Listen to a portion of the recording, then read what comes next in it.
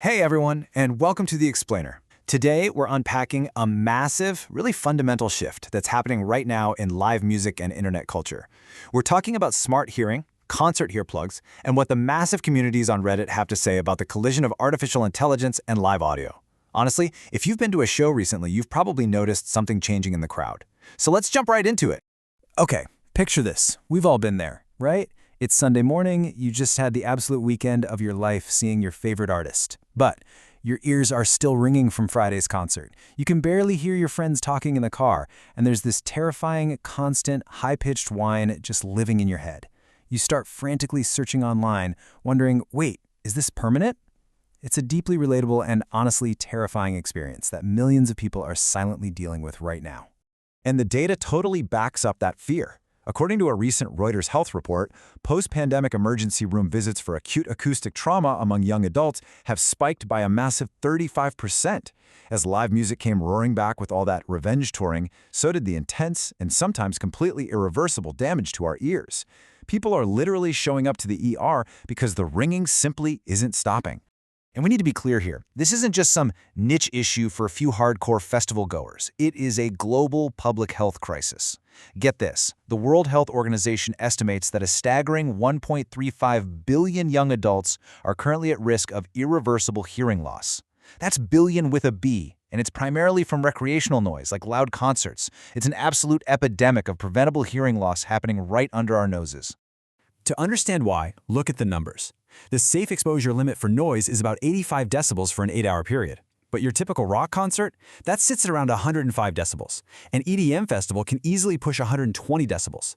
To put that into perspective, at 110 decibels, permanent hearing damage can start in literally less than 2 minutes. Less than 2 minutes? A typical concert is 3 hours long. You're blasting past the safe limit almost the exact moment the opening act walks on stage. So that brings us to Section 1, the agitation, and exactly why foam earplugs just fail. You might be wondering, if the danger is so obvious, why on earth aren't people protecting themselves?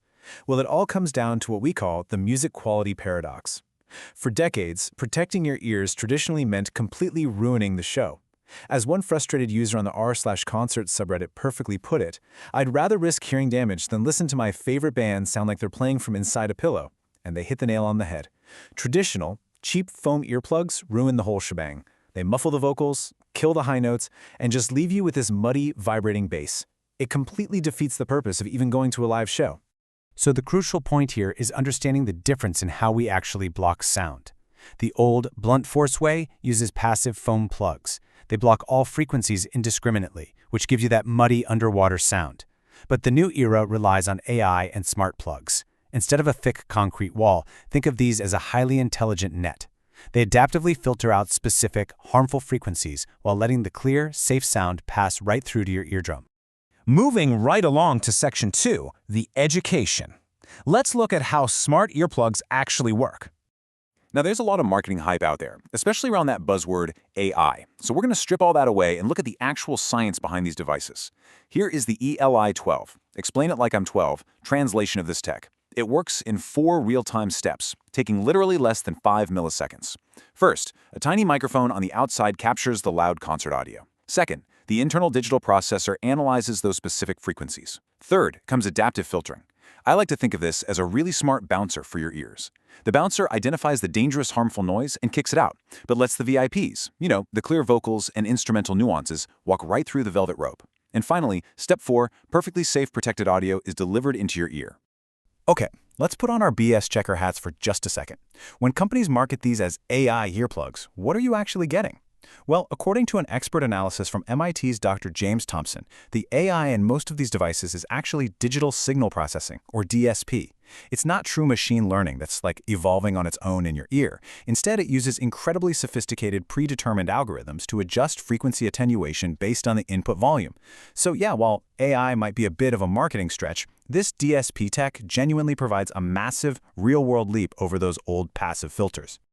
Which brings us to Section 3, the practical application. Let's dive into the Reddit consensus tiers. To find the real practical application here, we turn to the ultimate internet BS filter, Reddit. Communities like r/concerts and r/festivals have thoroughly tested these devices in the trenches, in actual 110 decibel environments, and they've found a very clear consensus. Those budget $2 foams, they get a terrible 2.5 stars because of that awful muffled sound. Then there's the sweet spot for a lot of people, the value tier. Stuff like Loop Experience Pro, sitting around $30 to $40. These use advanced passive filters and get a solid 4 stars for being the best bang for your buck. But if you're a really frequent concert goer, Reddit clearly points to the Smart tier and Premium AI tiers, devices like Nuheara. Now they range from $100 to $400, but they deliver that adaptive, crystal clear sound that audiophiles absolutely demand. So, why are young people suddenly willing to drop $100 or more on earplugs? It's fascinating. Based on a Forbes market analysis, 83% of Gen Z buyers invest in smart earplugs specifically to preserve music quality. Only 17% are buying them purely for general hearing protection. They aren't paying premium prices just for their health. They're paying to preserve that epic live music experience without listening to muffled garbage. And what's really cool is that medical professionals are completely on board with this motivation.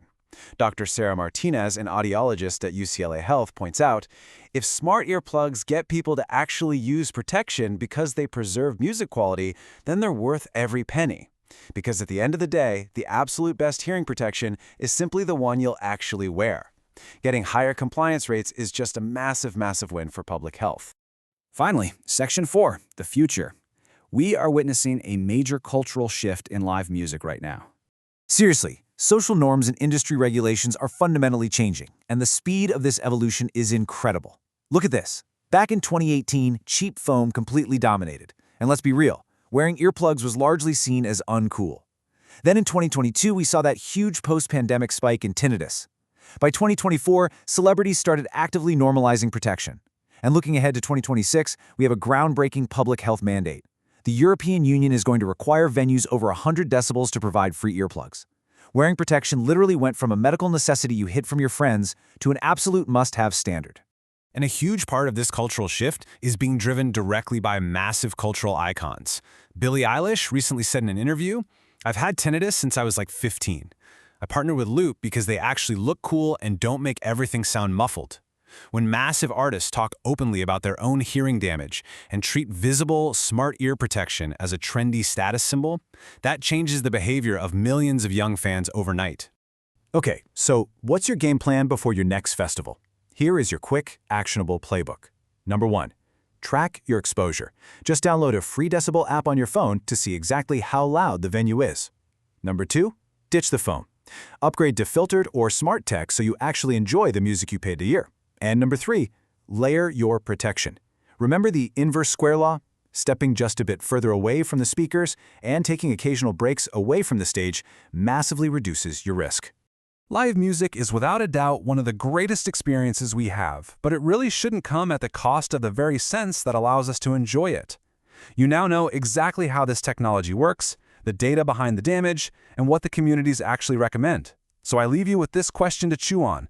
Will you risk irreversible damage at your next show, or will you embrace the tech and upgrade your experience? Make the smart choice, protect those ears, and keep enjoying the music. Thanks for joining me on this explainer today.